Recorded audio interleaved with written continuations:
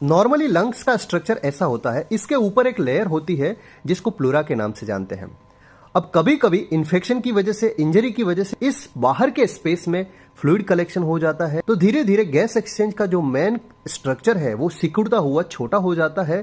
Severe chest pain होता है, breathing difficulty होती है और बॉडी में ऑक्सीजन सेचुरेशन कम होने लगता है। इस कंडीशन को कहते हैं प्लूरल इफ्यूजन। अब इसका ट्रीटमेंट होगा फ्लूइड को निकालना, जिसको थोराकोसेंटेसिस कहते हैं। चाहे एक ट्यूब डाल के निकाला जाए या फिर नीडल से